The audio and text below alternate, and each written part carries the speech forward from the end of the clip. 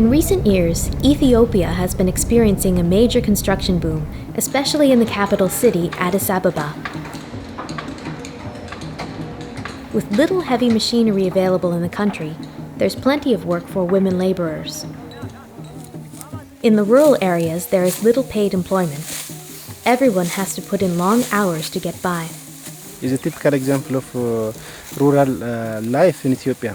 This is a cow dung, and they make a heap of cow dung after they dry it on dry sand for fuel wood, and for selling, and they raise income from this. She prepare breakfast, she prepare lunch, she prepare dinner. On top of this, she fetch water, she collect wood, she go market. Her time is already occupied the full day. The husband mainly participating on agriculture activity. He plow, he sow, he harvest, he look for animals, and participated sometimes in public gatherings. A woman carried out different activities about 16 hours, 1/6. A male 12 hours and 11 hours. So the female has long working hours in Ethiopia. Throughout the developing world, credit unions and other forms of people's banks are making a difference. Bobby McVeigh has worked extensively with credit unions and microcredit all over the world. What I'm seeing, for example, in Malawi, where you have a credit union system that is developing and emerging, and the good work that it's doing there for its people and for its members. But yet, there are still 95% of the population do not have access to any safe, sound financial institutions. If you can provide microfinance in these countries for these people who are living on $1 or $2 a day, then you can improve their health, their education, their housing. Every aspect of the family and the community improves with access to microfinance. If you think back to where we were in the 20s and 30s, in essence it was the same. Self-help became the order of the day. The payday lenders and the loan sharks, they're still alive and well. Pawn shops, that's reality. That was reality big time when Cody and Tompkins were talking to the fishermen and the coal miners. The self-help initiative that they started with the Antigonish movement, it's still needed in the countries, whether it's Vietnam or Cambodia, in Southeast Asia or in Eastern Bloc countries. It's still needed there. So we've got to remember those roots, and we can still help. If we are wise, we will help the people everywhere to get the good and abundant life. The fame of the Antigonish movement develops because it transforms people's lives in a local setting, and they form these institutions. A lot of people from a variety of areas stepped up to help in the development of this movement. That's why 43,000 people by the late 1930s, all the way up into New Brunswick, across over to PEI, the west coast of Newfoundland, and down through all of Nova Scotia, especially in southwestern Nova Scotia, were involved in Antigonish movement activities.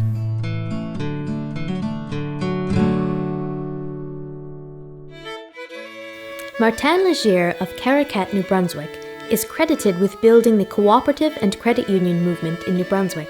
Well, the name of the building is Martin Legier, and it is the headquarters of the Caisses Populaires Acadiennes.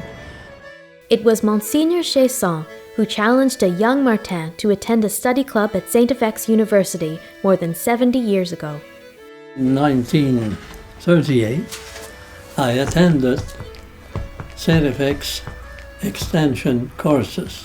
I was so well trained by Dr. Cody, because Cody was a very learned man, but he had a way to express himself so that the common people would be able to understand. When Martin returned to his New Brunswick home, it was as an organizer for the Extension Department. He worked tirelessly to set up co-ops and credit unions, especially throughout the Acadian communities in New Brunswick and Prince Edward Island. The Evangeline area of Prince Edward Island was recognized in Geneva, Switzerland, as the capital of the cooperative movement, as this largely Acadian area had more cooperatives per capita than anywhere else in the world. I am sure that the cooperative movement have helped Caracat, which at the time was a fishing village, was run by foreigners. They were the people who owned the big fish plants, and their only reason for being here was to make money, and they couldn't care less for the welfare of our people. The poor fishermen, who were at that time the poorest group of citizens of the maritime provinces, and these fishermen found out by themselves that they were really living in the richest section of Canada, and they were the poorest citizens. We started with the credit unions. We had these kitchen meetings, study clubs, they call them, and then we started to organize co-op stores. And in the fishing area, we started with fishermen's quarters. But in many communities, unfortunately, they were too small to survive, and they closed out. And we made the same mistake with our stores. But in many communities, they didn't see the danger of trying to go ahead with small units. I really believe, and I still believe, if everybody was members of a cooperative of any nature, that we could save the world.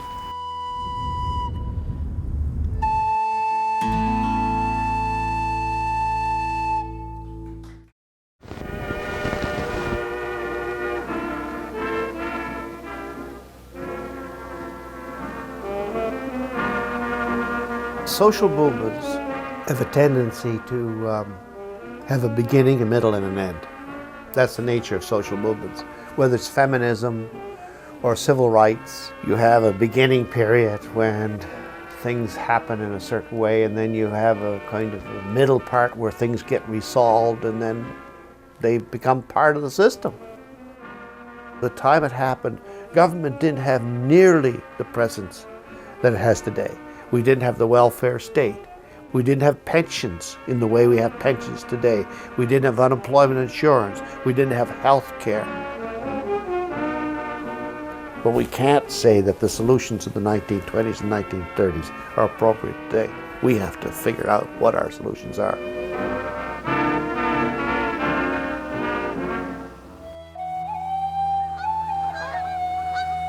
As Father Tompkins used to say, you're poor enough to want it and smart enough to do it. Well, it seemed by the 1950s we were no longer poor enough to need it. The tide that had brought such impressive change to the Maritimes and captured the imagination of much of the world was ebbing. The credit unions were established, the spread of co-ops had reached its peak, and many of the co-ops were now experiencing trouble. Only the strongest survived. Father Jimmy Tompkins died in 1953 at the age of 83. Dr. Cody died 6 years later in 1959 at age 77.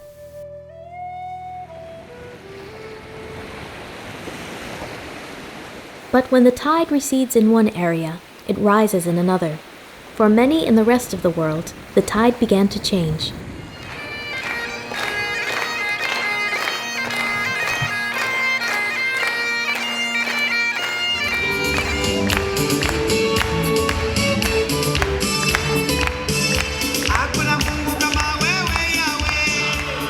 We know that all of you are united in your work to help make this world a better place. Whether you're working in agriculture, whether you're working in HIV/AIDS, whether you're working in women's rights, the whole gamut of areas that people are working in their communities, all for the common cause of making the world a better place. That's why people are here at Cody. The Cody International Institute was created in 1959, as a response to the demand that was on the doorstep here on the campus of St. Francis Xavier University. People coming to the campus of the university to learn about the work of Moses Cody and Jimmy Tompkins and the other leaders of the Antigonish movement. People from all over the world came. The principal problem they were facing was the number of people who were coming to Antigonish to see what was going on. Because word spread around that there was something new going on in Antigonish. Everybody from Joey Smallwood in Canada came over from Newfoundland. Pierre Trudeau gets on his motorcycle, he comes down here, and he, as a young man, visits the Cody. Countries from around the world were looking for ways to prosper and get ahead, particularly after the Second World War, as many countries gained their independence from their colonial masters. They were looking for a new path, and they looked to Antigonish to find that path.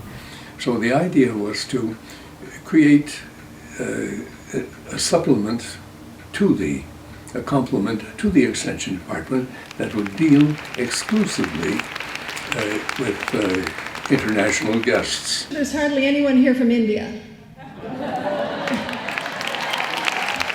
And I see the Cody International Institute very much as a living part of that movement. And that movement, which was started by the rural people here in northeastern Nova Scotia, is now carried out by people in every corner of the globe.